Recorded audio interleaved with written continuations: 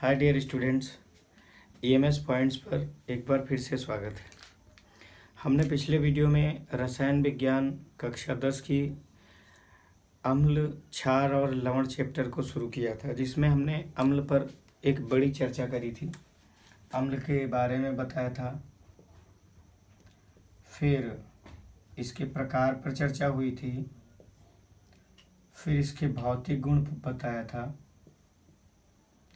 और इसके बाद हमने रासायनिक गुण स्टार्ट किया था। रासायनिक गुण, केमिकल प्रॉपर्टी, ये भौतिक गुण है, फिजिकल प्रॉपर्टी। वास्तव में केमिकल प्रॉपर्टी अक्सर बच्चे घबराते हैं या लर्न करने के लिए बहुत सीरियस नहीं रहते। तो केमिकल प्रॉपर्टी में ज़रूरी ये है कि आप अगर धीरे धीरे आदत डालोगे तो पूरा ये तैयार हो जाएगा। केमिकल प्रॉपर्टी में मैंने एक प्रॉपर्टी लिखा दिया था, 2 और लिखाने हैं। तो दूसरी हेडिंग होगी आपकी धातु कार्बोनेटों से क्रिया।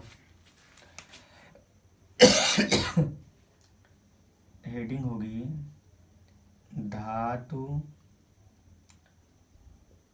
कार्बोनेटों से क्रिया।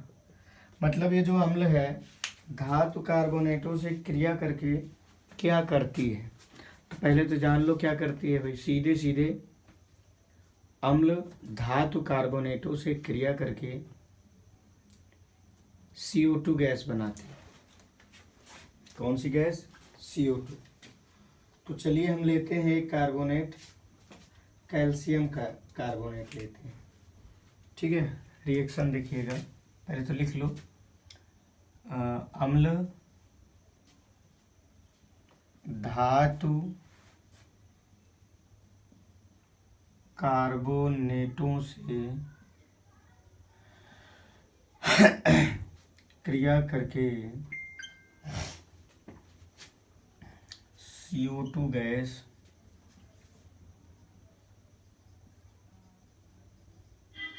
बनाती है या उत्पन्न करती है, जैसे लिखना चाहिए। अब जैसे हमने ले लिया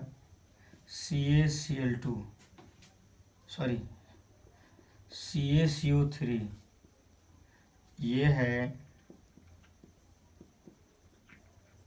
कैल्शियम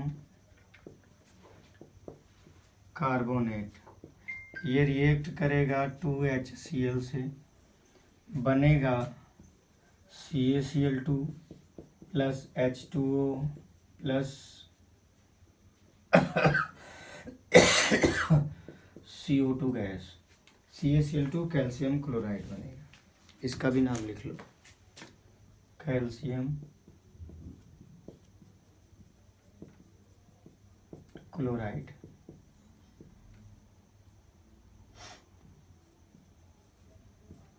बड़ा इम्पोर्टेंट है, अक्सर पूछा जाता है। तो ये जो आपका है कैल्शियम क्लोराइड और गैस कौन सी बनी आपकी? ये गैस बनी है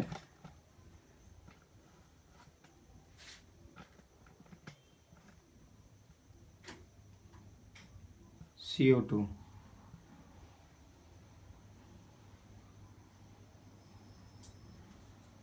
अगला हेडिंग धातु ऑक्साइडों से क्रिया। धातु ऑक्साइडों से क्रिया, हेडिंग डालिएगा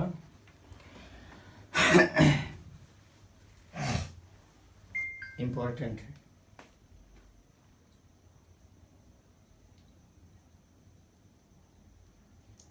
तो अम्ल कुछ धातु ऑक्साइडों से क्रिया करके लवण और जल बनाते हैं।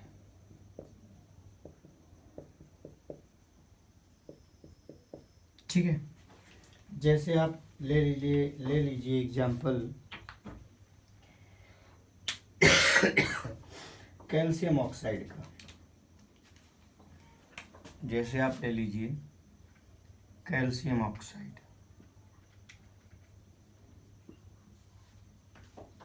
ये रिएक्ट करेगा हाइड्रोक्लोरिक अम्ल से, तो बनेगा क्या, CaCl2 कैल्शियम क्लोराइड और प्लस 2H2O, ये आपका है कैल्शियम क्लोराइड। इस तरह से ये तीसरी प्रॉपर्टी थी अम्ल की, जो कि बहुत ही ज़रूरी और इम्पोर्टेंट दोनों कह सकते हो। लेकिन इसमें एक बड़ी बात ये है कि जब भी पूछा जाता है तो अम्ल से आप क्या समझते हैं, इसके दो भौतिक दो रासायनिक गुण बताते हुए इसके उपयोग बताइए। ये लंबे क्वेश्चन में, या क्या होता है जब कैल्शियम ऑक्साइड हाइड्रोक्लोरिक अम्ल से, कैल्शियम ऑक्साइड है ये, कैल्शियम ऑक्साइड हाइड्रोक्लोरिक अम्ल से क्रिया करती है। ठीक है, तो ये होगा। अब मैं बात करूंगा अम्लों का उपयोग, यूजेज ऑफ एसिड्स, इम्पोर्टेंट है और अक्सर पूछा जाता है। अम्लों का उपयोग, तो अम्लों के उपयोग में सबसे पहले H2SO4 का उपयोग। H2SO4 क्या है भाई, सल्फ्यूरिक अम्ल। इसका उपयोग कहाँ कहाँ होता है, थोड़ा सा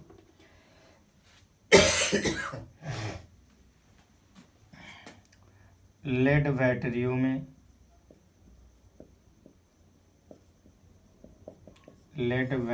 में, उद्योगों में, ठीक है, कृत्रिम रेशे बनाने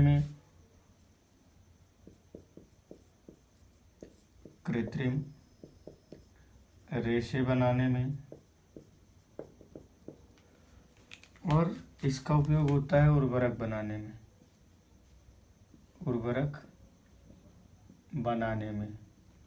और बहुत सारे हैं। दूसरी एसिड आपकी HNO3 HNO3 का उपयोग। चलिए इसका उपयोग देखते हैं। तो सबसे इम्पोर्टेंट है इसका सोने व चांदी के शोधन में, ठीक है, फिर उर्वरक बनाने में,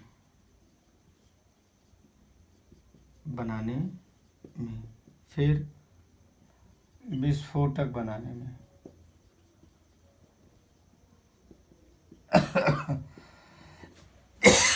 बाकी बहुत सारे हैं। अगला है HCl का उपयोग। तो इसका ज़्यादा मात्रा में वस्त्र उद्योग में, मतलब कपड़े की रंगाई छपाई, इसमें। तो ये था HCl का उपयोग। अगर नीचे दिखेगा नहीं तो सुन करके आप लिख लेना। तो इस तरह से अम्लों के जो हाई स्कूल स्तरीय बातें थी मैंने बता दिया। अब मैं बात करूं क्षारक की।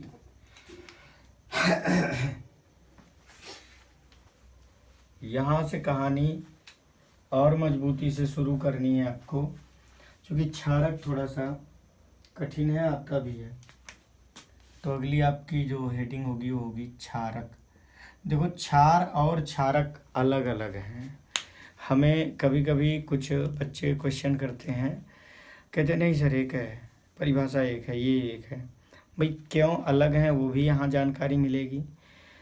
एक डायलॉग होता है कि सभी क्षार क्षारक होते हैं लेकिन सभी क्षारक क्षार नहीं होते, ये कैसे होगा, इस पर भी हम चर्चा करेंगे।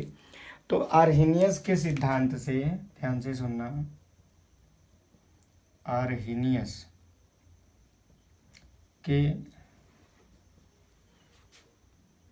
सिद्धांत से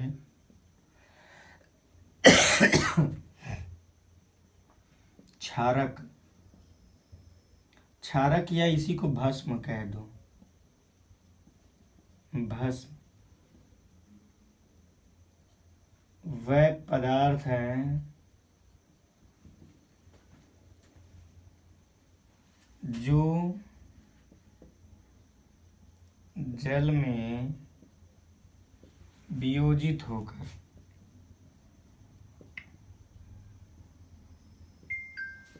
OH माइनस आयन देते हैं। OH माइनस आयन या इसी को हाइड्रोक्साइड आयन, ठीक है। अब यहां से जो नोट लिखेंगे आप, नोट, वह क्षारक जो जल में पूर्ण घुलनशील होते हैं, घुलनशील होते हैं, क्षार कहलाते हैं भाई, कहलाते हैं, ठीक है। अब ये नोट फर्स्ट था, नोट सेकंड देखिए। देखिए यहाँ से ये पता चलता है कि क्षारक जो हैं वो जल में घुलते हैं और OH माइनस आयन देते हैं। अगर कोई भी क्षारक पूरा पूरा घुल गया, लगभग पूरा घुल गया, तो वो क्षार कहलाएगा। तो क्षारक ऐसे भी होंगे जो घुले ना पूरा पूरा, जैसे दुर्बल क्षारक जो होंगे वो पूरा नहीं घुलेंगे। तो अगर पूरा नहीं घुलेंगे तो वो क्षार नहीं होंगे। तो इसका मतलब क्या हुआ, क्षारक तो सभी होते हैं लेकिन सभी क्षारक क्षार नहीं होते। तो जो नोट नंबर 2 है वो लिखना है, सभी क्षार क्षारक होते हैं, सभी क्षार क्षारक होते हैं, परंतु सभी क्षारक क्षार नहीं। ये कन्फ्यूज़न हटा लीजिएगा दिमाग से कि क्षारक जो है वो सभी होते हैं। क्यों, जो जरा सा भी वियोजित होगा जल में उसे हम क्षारक कहेंगे, थोड़ा सा भी जो वियोजित होगा उसको हम क्षारक कहेंगे। लेकिन अगर पूर्ण वियोजित है तो उसे हम कहेंगे क्षार, और अगर पूर्ण वियोजित नहीं है तो उसे हम कहेंगे क्षारक ही होगा वो। तो निश्चित तौर से ये जो टेंशन आपके दिमाग में चलता है उसको हटा दीजिए कि सभी क्षारक या क्षार का क्या लफड़ा है, ठीक है। अब मैं बात करूं इसके प्रकार की, तो इसकी घुलनशीलता के आधार पर 2 प्रकार के होते हैं।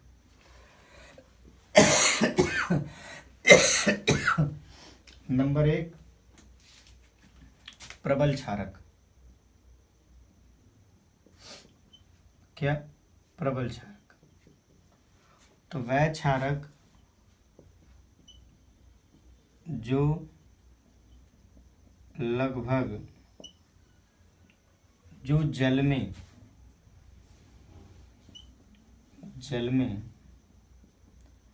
लगभग पूर्ण विलेय होते हैं, पूर्ण विलेय होते हैं, प्रबल क्षारक कहलाते हैं।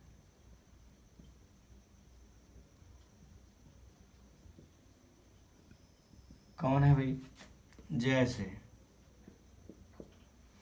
जैसे आपका NaOH हो गया, सोडियम हाइड्रोक्साइड, KOH हो गया, बहुत से हैं। चलिए अब दुर्बल की बात करें। किसकी? कमजोर आदमी, दुर्बल क्षारक। दुर्बल का मतलब वह क्षारक जो जल में पूर्ण विलयन ना हो, वह क्षारक जो जल में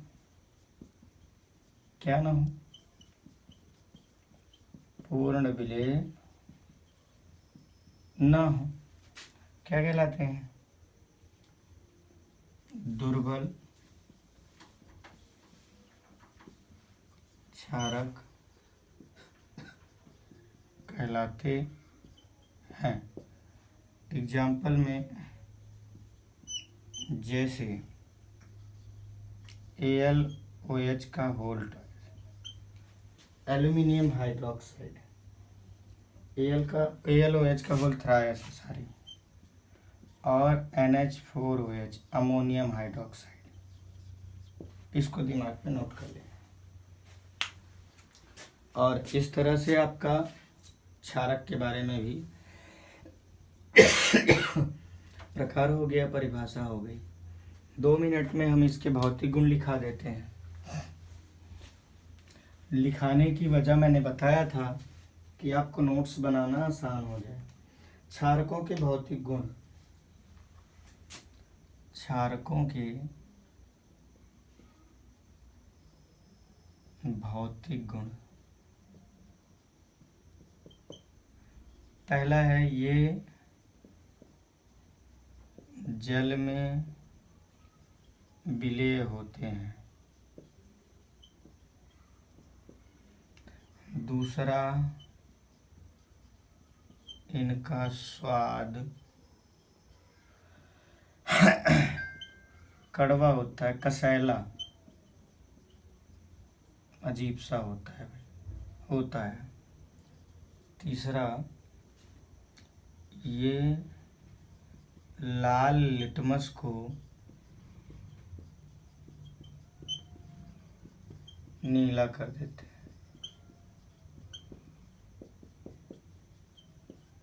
ठीक है, लाल को नीला कर देते हैं। एक और लिख लो, स्पर्श करने पर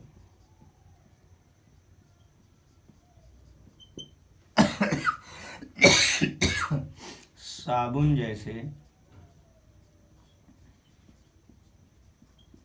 चिकने होते हैं।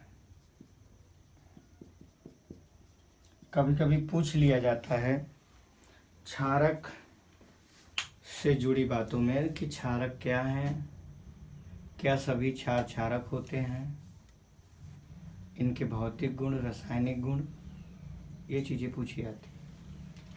तो आज के इस वीडियो में हमने जितनी भी बातें बताई, थोड़ा स्पीड में हो सकता है आवाज़ की वजह से, लेकिन हमने जितनी बताई बहुत ही ज़रूरी बातें हैं। लास्ट एक बात और मैं बताऊं, अगर कोई भी तैयारी कर रहे हैं बोर्ड के अलावा पढ़ाई की, तो यहाँ से आपको सारी तैयारियों के प्रश्न मिलेंगे और ये कॉन्सेप्ट आपको कहीं कमज़ोर नहीं होने देगा। तो मेरी तरफ से इस पे पूरी फोकस करिए, तैयारी करिए। अगर आप चैनल पर नए हैं तो सब्सक्राइब करिए, लाइक करिए और अपने दोस्तों के बीच शेयर ज़रूर करिए। शेयर का मतलब ये है कि अच्छी बातें अगर आपके द्वारा कोई जानेगा तो अच्छी बात है। दूसरा, हमने प्लेलिस्ट में हाई स्कूल के लिए ओनली साइंस लिखा है, वहाँ आपको फिजिक्स, केमिस्ट्री, बायोलॉजी तीनों के मिल जाएंगे। और मैंने बताया था कि इंटरमीडिएट में फ़िज़िक्स का प्लेलिस्ट जो है वो 2 पार्ट में है। अभी पहले पार्ट पर हम पढ़ाई कर रहे हैं और इंटरमीडिएट का प्लेलिस्ट अलग है। तो प्लेलिस्ट पर जाइएगा, देखिएगा तो सारे वीडियोज़ मिलेंगे। फिर मिलते हैं एक नई ऊर्जा के साथ, तब तक के लिए जय हिंद।